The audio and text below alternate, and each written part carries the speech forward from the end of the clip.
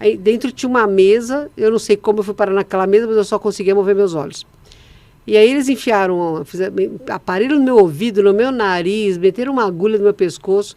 Eu fiquei apavorada, e aí apareceu um cidadão adâmico como nós.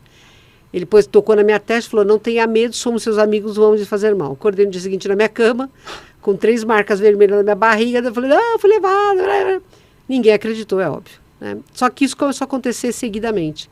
E aí eu fui para o Brasil para Cristo, tomar biblada na cabeça do Manuel de Mello, fui para a Federação Espírita, passar por todos os tratamentos que você pode imaginar, médico, doutor Stanislau Franco e tal. E o pai João da Caridade, que era o mentor do doutor Stanislau Franco, falou, fiquem tranquilos que tudo que está acontecendo está programado, não tem problema, ela não vai sofrer nenhum dano. E isso foi até meus 13 anos, né? É claro que estar com esses seres, quebrou muito paradigma. Eu não ia só em corpo físico, eu ia também em projeção astral, em desdobramento. Só que isso expandiu minha mediunidade, né? Eu comecei a ter clarividência, clareaudiência. Com 11 anos eu estava psicografando já. E com 11 anos, um deles chegou para mim e falou, leia esse livro, que era o Livro dos Espíritos.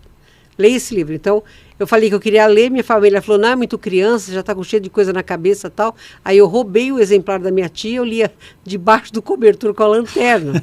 Porque foi a forma que... Aí tudo fez sentido, eu entendi o universo veio parar na minha mão. Então a minha iniciação foi assim, né?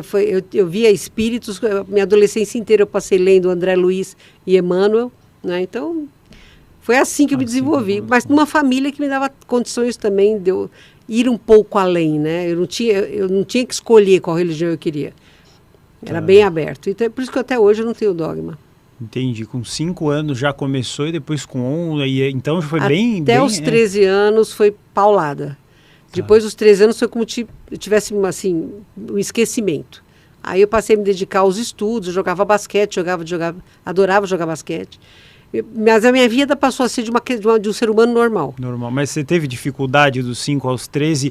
Todo mundo falava assim, numa boa, eu tô falando, é meio esquisitinha. Na minha família, né? Assim, difícil de acreditar, tem problemas psicológicos e tal. É que naquela época não se falava em autismo, né? Eu era disléxica, não se falava em dislexia. Eu tinha distúrbio de atenção, não se falava nisso. Então eu era meio ET mesmo, né? Mas eu tinha eu pegava passarinho caído no chão e com a minha mão em cima dele, ele voltava a viver. Então, era mediunidade de cura. Isso foi muito expandida mesmo.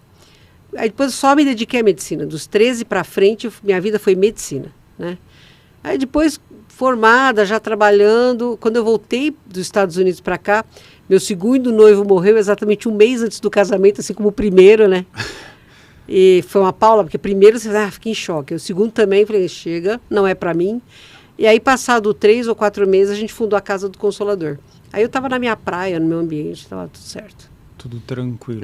Oh, mas contando assim parece fácil, mas foi bem difícil, hein? Não foi um parque de diversão, eu não estava na Disney, entendeu? Ou então eu estava numa montanha-russa, porque era muito... você tinha altos e baixos, né? E assim, eu não tenho empatia, não sou médium de empatia, quer dizer, eu não sinto no meu corpo físico o que o outro sente, mas eu estava muito aberta, né? Então eu captava muito o que os outros sentiam.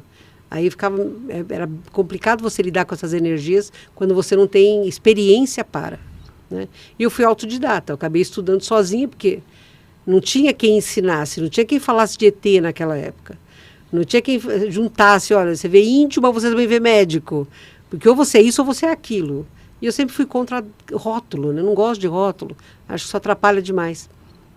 Com certeza. E desses poderes curativos que você tinha, qual foi a primeira coisa que você fez que te impressionou?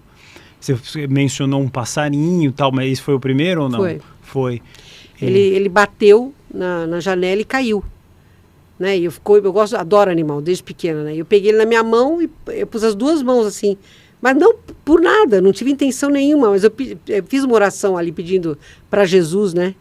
E o bichinho começou a se mexer na minha mão e ele saiu voando mesmo, foi muito legal. Você atribui isso a uma espécie de reiki ou que... mais ou menos. É mediunidade de cura, né? Porque você tem o paranormal... Qual a diferença entre paranormalidade e mediunidade? É genético, fisiológico, DNA dependente, todos temos. Mas a paranormalidade é o paranormal que produz o fenômeno, ele não depende de um agente externo. A mediunidade, o médium depende de um agente externo para acontecer. Então você tem o médium de cura, que é o que recebe um espírito curador, o doutor Espanhol, que é um dos meus mentores, o Bezerra de Menezes, o doutor Fritz, isso é o médium de cura. Você tem o paranormal de cura, que ele consegue captar o fluido cósmico universal e transmutar junto com o próprio ectoplasma num fluido de cura. Tá? Você tem as duas coisas. Naquela época eu tinha paranormalidade de cura. Hoje eu sou médium de cura. Médium de cura.